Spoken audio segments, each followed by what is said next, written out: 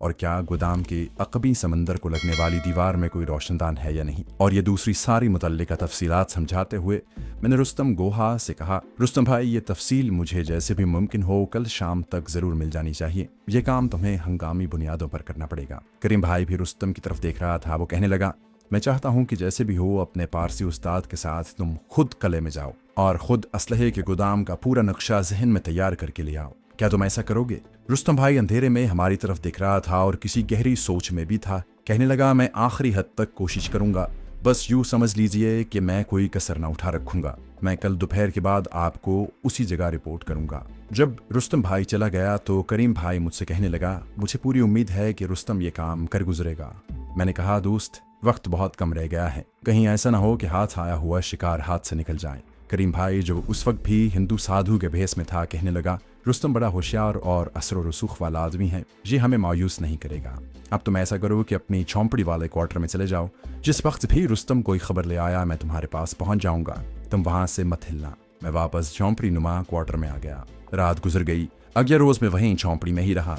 थोड़ी देर के लिए बाहर निकलकर द्वारका के बाजारों का एक चक्कर लगाया। मैं भी जैनी साधुओं वाले बहरूप में था, मुझ पर किसी को शक नहीं हो सकता था। वहां मेरे जैसे कई साधु लोग चलते फिरते नजर आ रहे थे। एक ढाबे में बैठकर थोड़ा बहुत खाना खाया और वापस अपनी झोंपड़ी नुमा क्वार्टर में आ गया। दोपहर के वक्त मुझे दूर से करीम भाई और रुस्तम भाई आते दिखाई दिए। मैं झोंपड़ी के बाहर ही छूट मूट का आसन जमाए बैठा था। इन दोनों को देखकर मैं झोंपड़ी के अंदर चला गया। दोनों अंदर आ गए।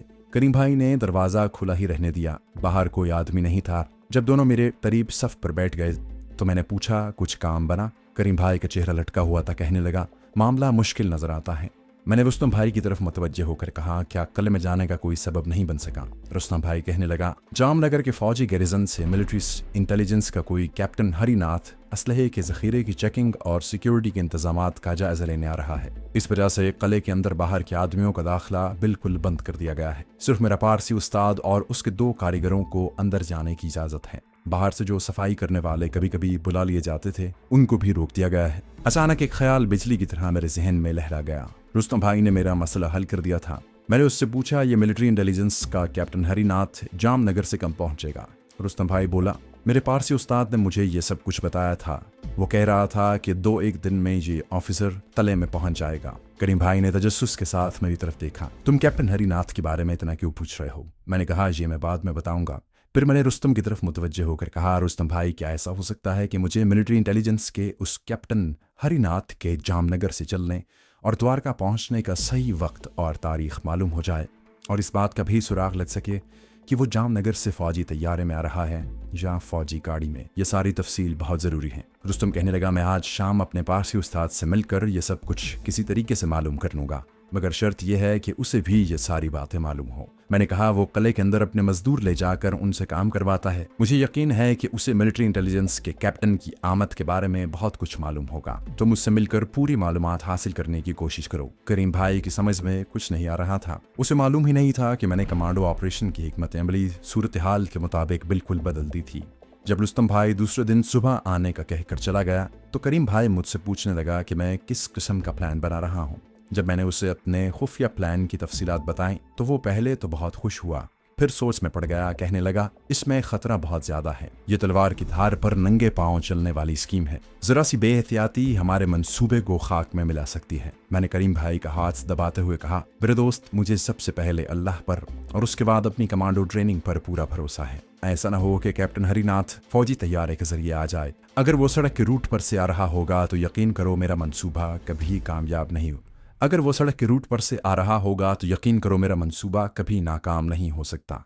रात गए तक मैं, करीम भाई अपने नए कमांडो ऑपरेशन की तमाम जुजियात पर गौर फिक्र करते रहे। मंसूबा पेचीदा जरूर था, उसमें हर कदम पर राज फाश हो जाने और मेरे पकड़े जाने का खतरा था, लेकिन दूसरी सूरत में तीर ठीक निशाने पर जाकर बैठता था। रात 11 बजे के करीब करीम भाई मुझे अपनी झोंपड़ी नुमा क्वार्टर में छोड़कर अपने हाइड आउट की तरफ चला गया। सुबह बहुत जल्दी आ गया। अभी पौ फट रही थी, उसने आते ही मुझे जगा दिया। कहने लगा, मैं रात को सो नहीं सका। यही ख्याल आता रहा कि अगर हमारा मंसूबा नाकाम हो गया तो ये जितने कोबरा हेलीकॉप्टर, मीडियम फील्ड गन्ने और गोला बारूद जहाज में आया है और द्वारका के तले में डंप है, ये सारे का सारा कश्मीरी मुजाहिदीन पर इस्तेमाल होगा। मैंने करीम भाई से कहा, दोस्त, एमुनिशन से भरी हुई जो गाड़ी हमने बटघाट के स्टेशन पर उड़ाई थी उसके बारे में भी हम इसी तरह सोचते थे, मगर उसका जो हशर हुआ वो सारी दुनिया को मालूम है। मैंने उसको तसल्ली देते हुए कहा, फिक्र न करो, अगर हमने अक्लमंदी, होशियारी और साबित कदमी से काम लिया तो कामयाबी हमारे कदम चूमेगी।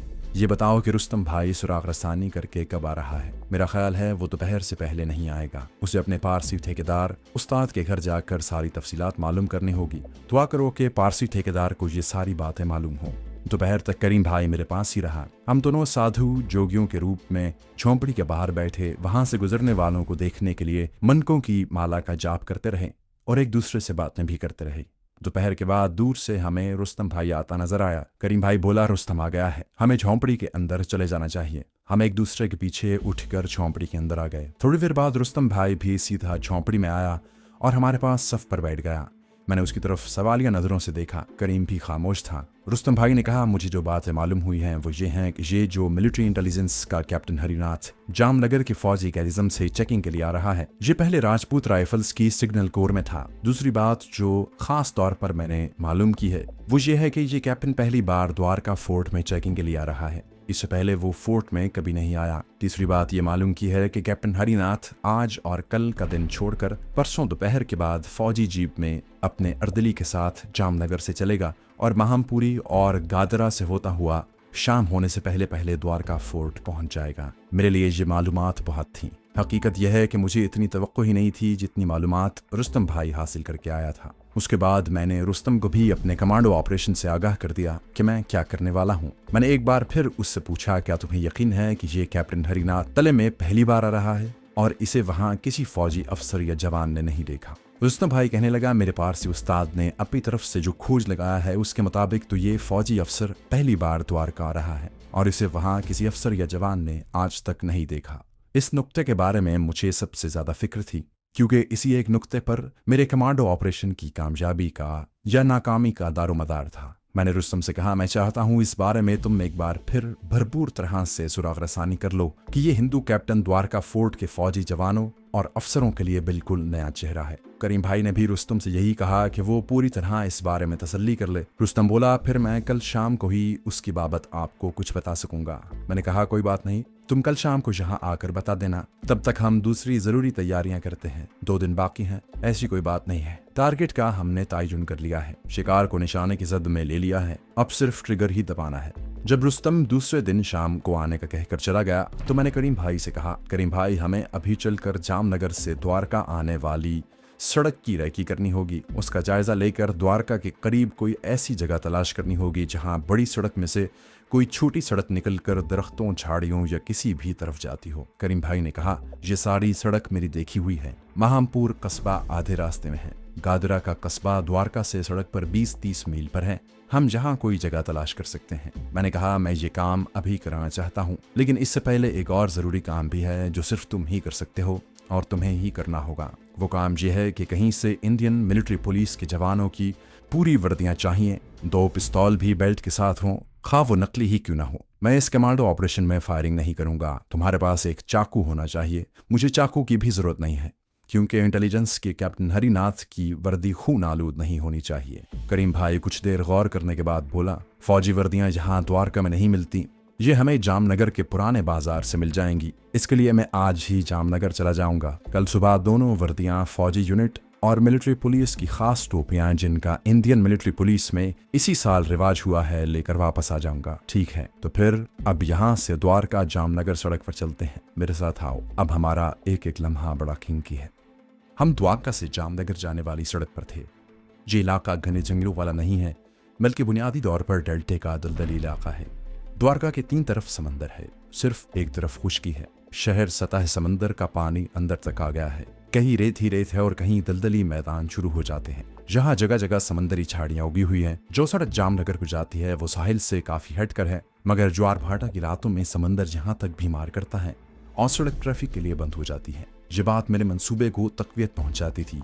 हम रिक्शे में आए और सड़क की शुरू में उतरने की बजाय रिक्शे को लेकर गात्रा की तरफ चल दिए। मैं सड़क की दोनों जानिब बड़े गौर से देख रहा था। शहर से कोई 3-4 मील बाहर निकलने के बाद अचानक एक जगह मुझे बड़ी सड़क में से एक छोटी सी सड़क नारियल और ताड़ के झंडों की तरफ जाती नजर आई। मैंने करीम को इशारा किया। उसने वही रिक्शा रुकवा कर उसे पैसे दिए और वहीं वापस भेज दिया। मैं उस जगह पर आ गया जहां बड़ी सड़क में से एक छोटी सड़क निकलती थी। जामनगर को जाती बड़ी सड़क कोई इतनी बड़ी नहीं थी। बकौल करीम भाई के महामपुरी से आगे जाकर ये सड़क कुशादा हो जाती थी, जहां से ये कुछ खस्ता हाल भी थी। दोनों जानिब थोड़े थोड़े फासले पर नारियल और ताड़ के दरख्त आ जाते थे। जो छोटी सड़क उसमें से निकल रही थी वो दरख्तों के झुंड और झाड़ियों की तरफ जा रही थी। मैंने आसपास के माहौल का पूरा जायजा लिया और करीम भाई से कहा, सड़क पर ट्रैफिक न होने के बराबर थी। एक बैलगाड़ी और एक ट्रक जरूर गुजरा था। हम वापस द्वारका आ गए। करीम भाई उस शाम को जामनगर के लिए रवाना हो गया। जामनगर में एक बाजार है जिसका नाम पुराना बाजार है। इस बाजार में दुनिया जहान की हर शय मिलती है। करीम भाई ने जहां से वो सारा सामान और मिलिट्री पुलिस की गहरे सब्ज रंग की वर्दियां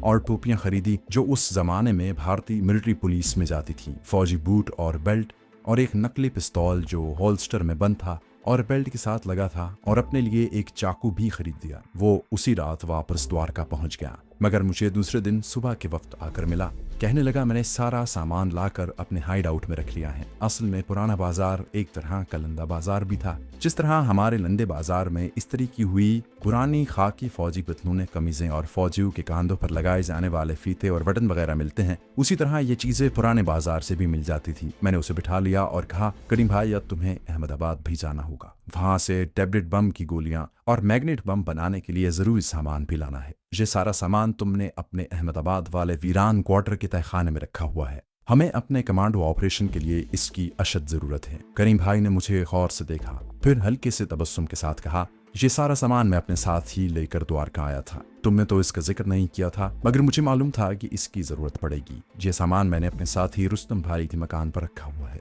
मैंने बेख्तियार करीम भाई का हाथ चूम लिया। वाकई ये शख्स इंतहाई जिम्मेदार मास्टर सिपाही था। मैंने उसे कहा कि 2 काम बड़े जरूरी हैं जो हमें करने हैं। पहला ये काम है कि हमें किसी पोशीदा जगह पर बैठकर मैग्नेट टाइम बमों की ताकत को कम से कम 3 गुना ज्यादा ताकतवर करना होगा। दूसरे, टैबलेट बम की गोलियों को स्याल शक्ल देकर उसकी मुद्दत और मेदे में जाकर धमाके से फटने के दौरानिये को 4-5 मिनट से बढ़ाकर 10-15 मिनट करना होगा। करीम भाई भी मेरी तरह हाई एक्सप्लोसिव्स का माहिर था। कहने लगा, ये काम बहुत जल्द हो जाएगा, इसकी तुम फिक्र न करो। अगर किसी शय की जरूरत पड़ी तो द्वारका के शहर के एक बाजार में तेजाब और कलमी शोरा वगैरह हर शय मिल जाती है। दोपहर के वक्त रुस्तम गोहा या रुस्तम भाई ने आने का कहा था, वो भी आ गया। उसने आकर इस बात की तस्दीक कर दी कि मिलिट्री इंटेलिजेंस का कैप्टन हरिनाथ पहली ही बार द्वारका फोर्ट के असलहे का जखीरे का दौरा करने और सिक्योरिटी की चेकिंग करने आ रहा है। इस तस्दीक ने मेरे कमांडो मिशन के ब्लूप्रिंट को मुकम्मल कर दिया। अब इस पर अमल करना ही बाकी था। रुस्तम ने कैप्टन हरिनाथ के जामनगर से बजरिया सड़क रवाना होने की जो तारीख बताई थी, उसमें सिर्फ 1 दिन बाकी रह गया था। अपने शेड्यूल के मुताबिक वो दूसरे रोज तीसरे पहर द्वारका फोर्ट पहुंचने वाला था। करीम भाई मेरी स्कीम से पूरी तरह वाकिफ था। इस बड़े अहम मगर खतरनाक कमांडो ऑपरेशन में उसे मेरे साथ रहना था। रुस्तम भाई को हमने कुछ नहीं बताया था। अपनी कमांडो मिशन के लिए हमें एक मिलिट्री MP जीप की भी जरूरत थी, मगर इसका इंतजाम होना मुश्किल था। मैंने मिलिट्री जीप के बगैर ही पूरी स्कीम जहन में तैयार कर ली थी। अब हमें स्प्रो टैबलेट किस्म के छोटे मगर इंतहाई धमाका खेज आतिशी बम तैयार करने थे, जैसा कि मैं पहले बयान कर चुका हूँ। गुल खान ने मुझे कमांडो ट्रेनिंग के दौरान हाई एक्सप्लोसिव्स की भी तरबियत दी थी। इस प्रो टैबलेट बम तो 15 के 15 अभी तक वैसे ही करीम भाई के अहमदाबाद वाले क्वार्टर के तहखाने में पड़े थे। इसका नुस्खा भी वहीं पड़ा था, लेकिन हमें ताकतवर बम बनाने का फार्मूला आता था। हमने रुस्तम भाई को वापस भेज दिया और खुद बाजार में केमिकल्स वगैरह का जरूरी सामान खरीदने चले गए। हमने आधा दिन और आधी रात लगाकर 15 इंतहाई ताकतवर धमाका खेज आतिशगीर बम तैयार कर लिए। ये बम च्युइंगम की शक्ल में थे और मैंने उसे खांसी की गोलियों वाले चौकोर पैकेट में बंद करके अपने पास रखिया। उस वक्त दिन का 1 बज रहा था। करीम भाई भी मेरे साथ समंदरी चट्टान वाली हाइड आउट में ही था। तमाम मुतल्लिका सामान हम वहाँ साथ ले आए थे। ठीक 2 बजे हमने कमांडो ऑपरेशन की तैयारी शुरू कर दी। मेरी दाढ़ी मूछ जो बड़ी हुई थी उन्हें बड़े मुनासिब और शाइस्ता हद तक तरशवा लिया। बाल जो गर्दन तक आए हुए थे उनकी भी ऐसी हजामत बनवा ली थी जैसी फौजी अफसरों की हुआ करती है। हमने मिलिट्री पुलिस के जवानों की वर्दी पहन ली। सर पर मिलिट्री पुलिस के सुर्ख बैरे कैप रख ली। हाथों में सफ़ेद दस्ताने पहन लिए, बाजुओं के साथ MP के सुर्ख बल्ब लगा लिए। हम दोनों की बेल्ट के साथ पिस्तौल के होल्स्टर लगे हुए थे। मेरे होल्स्टर में नकली पिस्तौल था, जबकि करीम भाई के होल्स्टर में असली भरा हुआ पिस्तौल था। ये हंगामी सूरत हाल के लिए था। करीम को मैंने एक कमांडो चाकू भी दे दिया था। करीम भी एक तरबियत याफ्ता कमांडो था। मेरी पतलून की जेब में 2 बड़ी अहम चीजें थीं। एक डिब्बी जिसमें 15 च्युइंगम की गोलियों की तरह धमाका खेज बम थे और एक नायलॉन की मजबूत बारीक रस्सी का टुकड़ा था।